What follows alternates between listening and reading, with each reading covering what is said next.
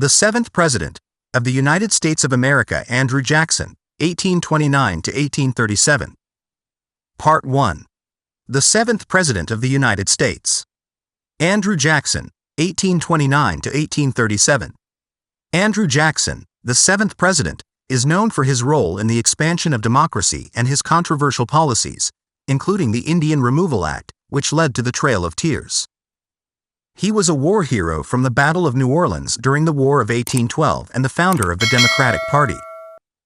Andrew Jackson, March 15, 1767 to June 8, 1845, was the seventh President of the United States, serving from 1829 to 1837. Before his presidency, he gained fame as a general in the U.S. Army and served in both houses of the U.S. Congress. Sometimes praised as an advocate for working Americans and for preserving the Union of States, Jackson is also criticized for his racist policies, particularly regarding Native Americans. Jackson was born in the colonial Carolinas before the American Revolutionary War. He became a frontier lawyer and married Rachel Donelson Robards. He briefly served in the U.S. House of Representatives and the U.S. Senate, representing Tennessee. After resigning, he served as a justice on the Tennessee Superior Court from 1798 until 1804. Jackson purchased a property later known as the Hermitage, becoming a wealthy planter who owned hundreds of African American slaves during his lifetime. In 1801, he was appointed colonel of the Tennessee militia and was elected its commander. He led troops during the Creek War of 1813 to 1814, winning the Battle of Horseshoe Bend and negotiating the Treaty of Fort Jackson that required the indigenous Creek population to surrender vast tracts of present-day Alabama and Georgia. In the concurrent war against the British, Jackson's victory at the Battle of New Orleans in 1815 made him a national hero. He later commanded U.S. forces in the First Seminole War, which led to the annexation of Florida from Spain. Jackson briefly served as Florida's first territorial governor before returning to the Senate. He ran for president in 1824. He won a plurality of the popular and electoral vote, but no candidate won the electoral majority. With the help of Henry Clay, the House of Representatives elected John Quincy Adams in a contingent election. Jackson's supporters alleged that there was a corrupt bargain between Adams and Clay and began creating their own political organization that would eventually become the Democratic Party. Jackson ran again in 1828, defeating Adams in a landslide. In 1830, he signed the Indian Removal Act.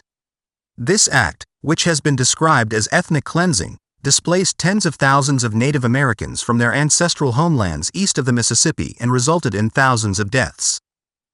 Jackson faced a challenge to the integrity of the federal union when South Carolina threatened to nullify a high protective tariff set by the federal government. He threatened the use of military force to enforce the tariff, but the crisis was diffused when it was amended. In 1832, he vetoed a bill by Congress to reauthorize the Second Bank of the United States, arguing that it was a corrupt institution. After a lengthy struggle, the bank was dismantled. In 1835, Jackson became the only president to pay off the national debt. He survived the first assassination attempt on a sitting president. In one of his final presidential acts, he recognized the Republic of Texas. After leaving office, Jackson supported the presidencies of Martin Van Buren and James K. Polk, as well as the annexation of Texas. Jackson's legacy remains controversial, and opinions on his legacy are frequently polarized. Supporters characterize him as a defender of democracy and the Constitution, while critics point to his reputation as a demagogue who ignored the law when it suited him. Scholarly rankings of presidents historically rated Jackson's presidency as above average. Since the late 20th century, his reputation declined, and in the 21st century his placement in rankings of presidents fell. Andrew Jackson was born on March 15, 1767, in the Waxhaws region of the Carolinas. His parents were Scots-Irish colonists Andrew Jackson and Elizabeth Hutchinson, Presbyterians who had emigrated from Ulster, Ireland, in 1765. Jackson's father was born in Carrickfergus, County Antrim, around 1738, and his ancestors had crossed into Northern Ireland from Scotland after the Battle of the Boyne in 1690. Jackson had two older brothers who came with his parents from Ireland: Hugh, born 1763, and Robert, born 1764. Elizabeth had a strong hatred of the British that she passed on to her sons. Jackson's exact birthplace is unclear. Jackson's father died at the age of 29 in February 1767, 3 weeks before his son Andrew was born. Afterwards, Elizabeth and her 3 sons moved in with her sister and brother-in-law, Jane and James Crawford. Jackson later stated that he was born on the Crawford Plantation, which is in Lancaster County, South Carolina, but second-hand evidence suggests that he might have been born at another uncle's home in North Carolina. When Jackson was young, Elizabeth thought he might become a minister and paid to have him schooled by a local clergyman. He learned to read, write, and work with numbers, and was exposed to Greek and Latin, but he was too strong-willed and hot-tempered for the ministry. Jackson and his older brothers, Hugh and Robert, served on the Patriot side against British forces during the American Revolutionary War. Hugh served under Colonel William Richardson Davie, dying from heat exhaustion after the Battle of Stono Ferry in June 1779. After anti-British sentiment intensified in the southern colonies following the Battle of Waxhaws in May 1780, Elizabeth encouraged Andrew and Robert to participate in militia drills. They served as couriers and were present at the Battle of Hanging Rock in August 1780. Andrew and Robert were captured in April 1781 when the British occupied the home of a Crawford relative. A British officer demanded to have his boots polished. Andrew refused, and the officer slashed him with a sword, leaving him with scars on his left hand and head. Robert also refused and was struck a blow on the head.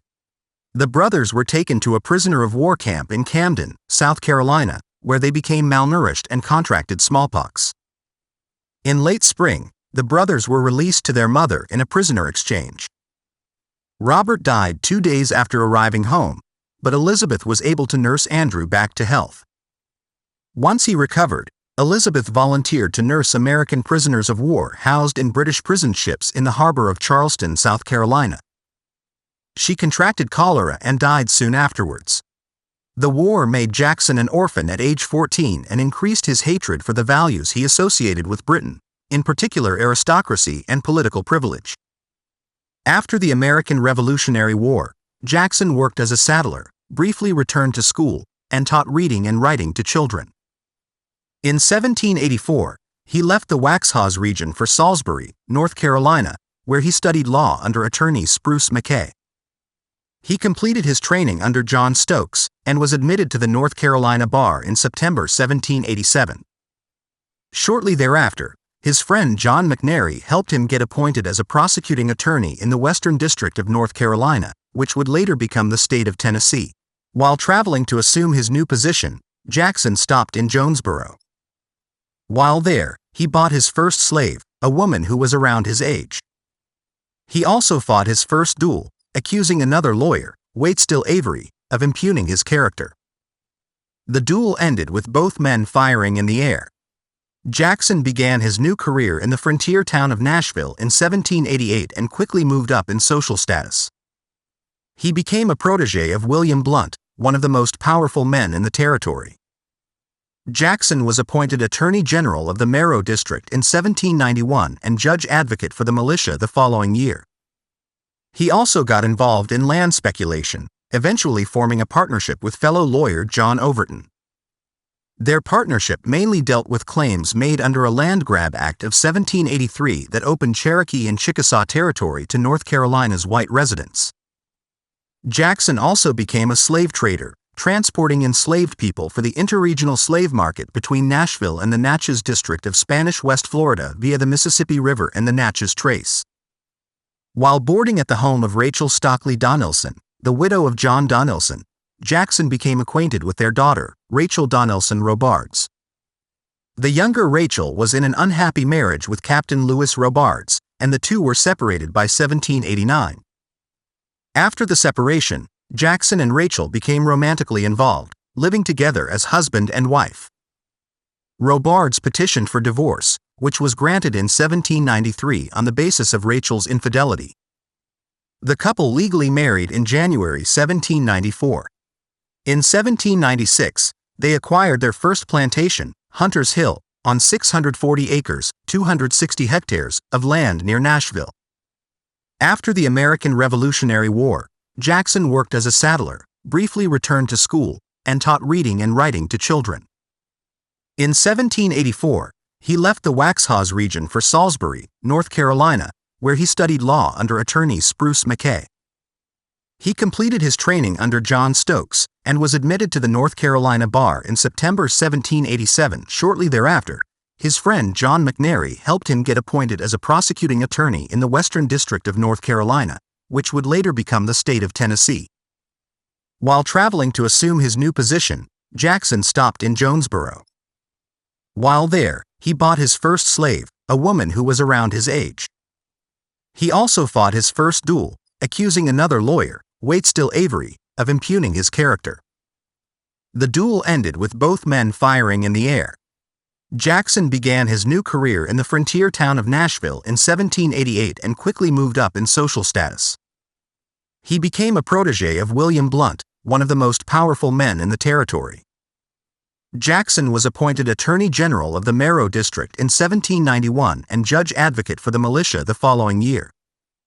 He also got involved in land speculation, eventually forming a partnership with fellow lawyer John Overton. Their partnership mainly dealt with claims made under a Land Grab Act of 1783 that opened Cherokee and Chickasaw territory to North Carolina's white residents. Jackson also became a slave trader, transporting enslaved people for the interregional slave market between Nashville and the Natchez district of Spanish West Florida via the Mississippi River and the Natchez Trace. While boarding at the home of Rachel Stockley Donelson, the widow of John Donelson, Jackson became acquainted with their daughter, Rachel Donelson Robards.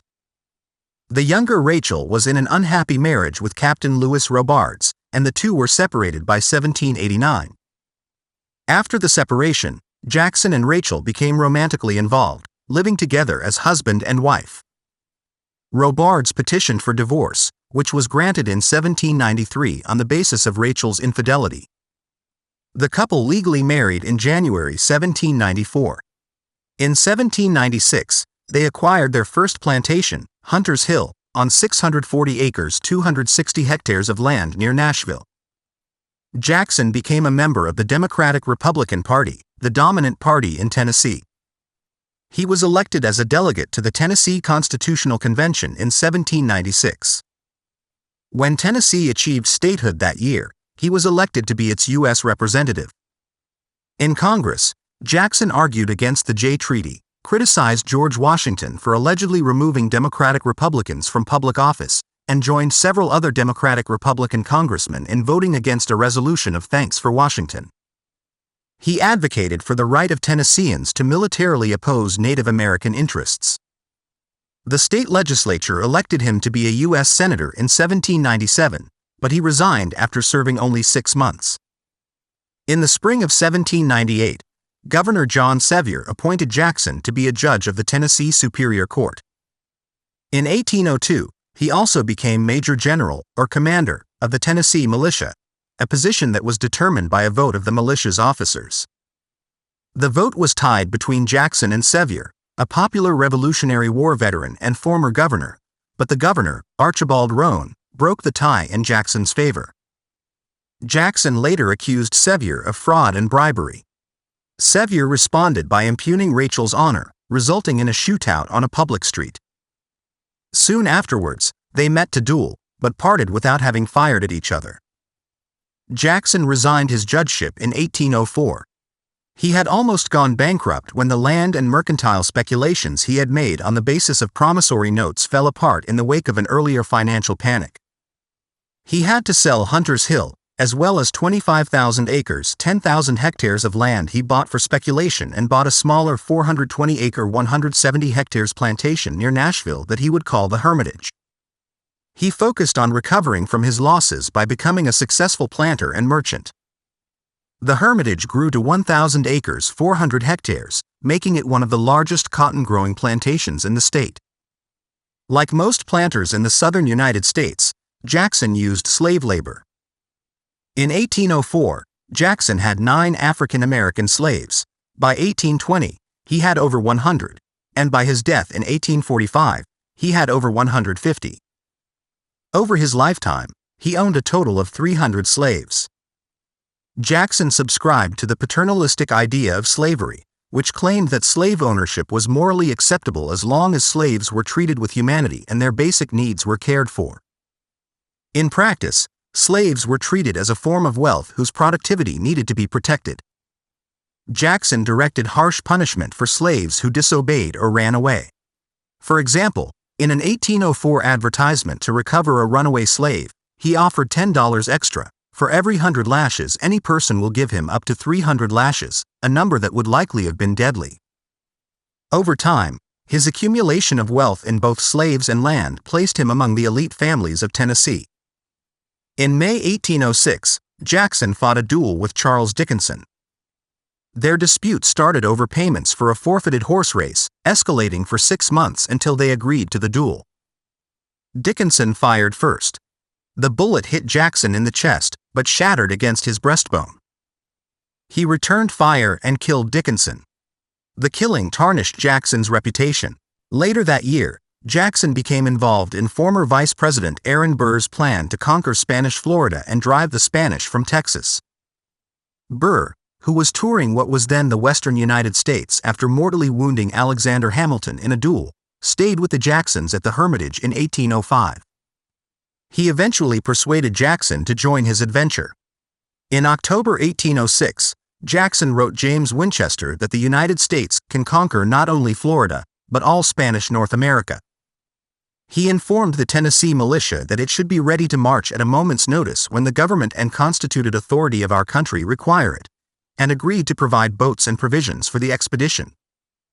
Jackson sent a letter to President Thomas Jefferson telling him that Tennessee was ready to defend the nation's honor. Jackson also expressed uncertainty about the enterprise. He warned the governor of Louisiana, William Claiborne, and Tennessee Senator Daniel Smith that some of the people involved in the adventure might be intending to break away from the United States. In December, Jefferson ordered Burr to be arrested for treason. Jackson, safe from arrest because of his extensive paper trail, organized the militia to capture the conspirators. He testified before a grand jury in 1807, implying that it was Burr's associate James Wilkinson who was guilty of treason, not Burr. Burr was acquitted of the charges. On June 18, 1812, the United States declared war on the United Kingdom, launching the War of 1812.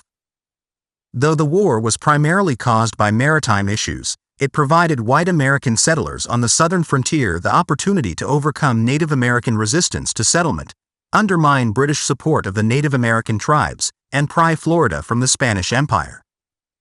Jackson immediately offered to raise volunteers for the war, but he was not called to duty until after the United States military was repeatedly defeated in the American Northwest.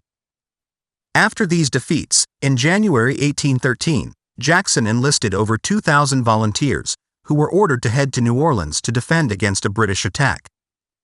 When his forces arrived at Natchez, they were ordered to halt by General Wilkinson, the commander at New Orleans and the man Jackson accused of treason after the Burr adventure. A little later, Jackson received a letter from the Secretary of War, John Armstrong, stating that his volunteers were not needed and that they were to hand over any supplies to Wilkinson and disband. Jackson refused to disband his troops. Instead, he led them on the difficult march back to Nashville, earning the nickname Hickory, later Old Hickory, for his toughness. After returning to Nashville, Jackson and one of his colonels, John Coffee, got into a street brawl over honor with the brothers Jesse and Thomas Hart Benton. Nobody was killed, but Jackson received a gunshot in the shoulder that nearly killed him.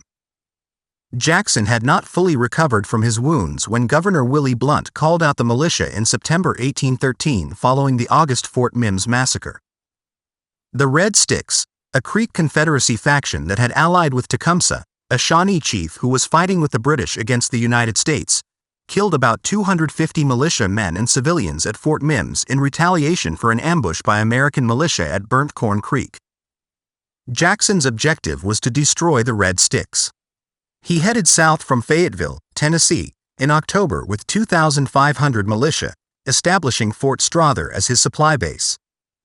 He sent his cavalry under General Coffee ahead of the main force, destroying Red Stick villages and capturing supplies. Coffee defeated a band of Red Sticks at the Battle of Tallushatchee on November 3, and Jackson defeated another band later that month at the Battle of Talladega. By January 1814, the expiration of enlistments and desertion had reduced Jackson's force by about 1,000 volunteers, but he continued the offensive. The Red Sticks counterattacked at the battles of Emuckfaw and Onotochapo Creek. Jackson repelled them but was forced to withdraw to Fort Strother. Jackson's army was reinforced by further recruitment and the addition of a regular army unit, the 39th U.S. Infantry Regiment. The combined force of 3,000 men, including Cherokee, Choctaw, and Creek allies, attacked a Red Stick fort at Horseshoe Bend on the Tallapoosa River, which was manned by about 1,000 men. The Red Sticks were overwhelmed and massacred. Almost all their warriors were killed, and nearly 300 women and children were taken prisoner and distributed to Jackson's Native American allies. The victory broke the power of the Red Sticks. Jackson continued his scorched earth campaign of burning villages, destroying supplies, and starving Red Stick women and children. The campaign ended when William Weatherford, the Red Stick leader, surrendered, although some Red Sticks fled to East Florida. On June 8, Jackson was appointed a brigadier general in the United States Army, and 10 days later was made a brevet major general with command of the 7th Military District, which included Tennessee, Louisiana, the Mississippi Territory, and the Muskogee Creek Confederacy. With President James Madison's approval, Jackson imposed the Treaty of Fort Jackson. The treaty required all Creek, including those who had remained allies, to surrender 23 million acres, 9,300,000 hectares of land to the United States. Jackson then turned his attention to the British and Spanish.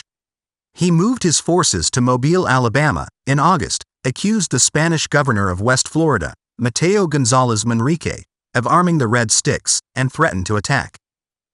On June 8, Jackson was appointed a brigadier general in the United States Army, and 10 days later was made a brevet major general with command of the 7th Military District, which included Tennessee, Louisiana, the Mississippi Territory, and the Muskogee Creek Confederacy. With President James Madison's approval, Jackson imposed the Treaty of Fort Jackson. The treaty required all Creek, including those who had remained allies, to surrender 23 million acres, 9,300,000 hectares of land to the United States. Jackson then turned his attention to the British and Spanish. He moved his forces to Mobile, Alabama, in August, accused the Spanish governor of West Florida, Mateo González Manrique, of arming the Red Sticks, and threatened to attack. The governor responded by inviting the British to land at Pensacola to defend it, which violated Spanish neutrality.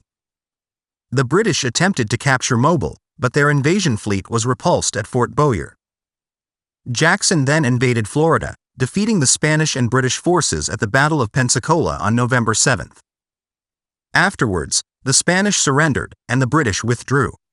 Weeks later, Jackson learned that the British were planning an attack on New Orleans, which was the gateway to the lower Mississippi River and control of the American West. He evacuated Pensacola, strengthened the garrison at Mobile, and led his troops to New Orleans. Jackson arrived in New Orleans on December 1, 1814. There he instituted martial law because he worried about the loyalty of the city's Creole and Spanish inhabitants. He augmented his force by forming an alliance with Jean Lafitte's smugglers and raising units of free African Americans and Creek, paying non-white volunteers the same salary as whites. This gave Jackson a force of about 5,000 men when the British arrived. The British arrived in New Orleans in mid-December. Admiral Alexander Cochrane was the overall commander of the operation. General Edward Pakenham commanded the army of 10,000 soldiers, many of whom had served in the Napoleonic Wars. As the British advanced up the east bank of the Mississippi River, Jackson constructed a fortified position to block them. The climactic battle took place on January 8 when the British launched a frontal assault. Their troops made easy targets for the Americans protected by their parapets, and the attack ended in disaster. The British suffered over 2,000 casualties, including Pakenham to the Americans' 60. The British decamped from New Orleans at the end of January, but they still remained a threat. Jackson refused to lift martial law and kept the militia under arms. He approved the execution of 6 militiamen for desertion. Some Creoles registered as French citizens with the French consul and demanded to be discharged from the militia due to their foreign nationality. Jackson then ordered all French citizens to leave the city within 3 days, and had a member of the Louisiana legislature, Louis Louelier, arrested when he wrote a newspaper article criticizing Jackson's continuation of martial law. U.S. District Court Judge Dominic A. Hall signed a writ of habeas corpus for Louelier's release. Jackson had Hall arrested too. A military court ordered Louelier's release, but Jackson kept him in prison and evicted Hall from the city. Although Jackson lifted martial law when he received official word that the Treaty of Ghent, which ended the war with the British, had been signed, his previous behavior tainted his reputation in New Orleans. Jackson's victory made him a national hero, and on February 27, 1815, he was given the thanks of Congress and awarded a Congressional Gold Medal. Though the Treaty of Ghent had been signed in December 1814 before the Battle of New Orleans was fought, Jackson's victory assured that the United States' control of the region between Mobile and New Orleans would not be effectively contested by European powers. This control allowed the American government to ignore one of the articles in the treaty, which would have returned the Creek lands taken in the Treaty of Fort Jackson. Following the war, Jackson remained in command of troops in the southern half of the United States and was permitted to make his headquarters at the Hermitage. Jackson continued to displace the Native Americans in areas under his command. Despite resistance from Secretary of the Treasury William Crawford, he signed 5 treaties between 1816 and 1820 in which the Creek, Choctaw, Cherokee, and Chickasaw ceded tens of millions of acres of land to the United States. These included the Treaty of Tuscaloosa and the Treaty of Doak Stand. Jackson soon became embroiled in conflict in Florida. The former British post at Prospect Bluff, which became known to Americans as the Negro Fort, remained occupied by more than 1,000 former soldiers of the British Royal and Colonial Marines, escaped slaves, and various indigenous peoples. It had become a magnet for escapees and was seen as a threat to the property rights of American enslavers, even a potential source of insurrection by enslaved people. Jackson ordered Colonel Duncan Clinch to capture the fort in July 1816. He destroyed it and killed many of the garrison. Some survivors were enslaved while others fled into the wilderness of Florida. White American settlers were in constant conflict with Native American people collectively known as the Seminoles, who straddled the border between the U.S. and Florida. In December 1817, Secretary of War John C. Calhoun initiated the First Seminole War by ordering Jackson to lead a campaign with full power to conduct the war as he may think best. Jackson believed the best way to do this was to seize Florida from Spain once and for all. I stop at this point today. Until next time, stay curious, stay informed, and keep exploring the world's incredible stories. Soon we will publish Part 2. Thank you for watching.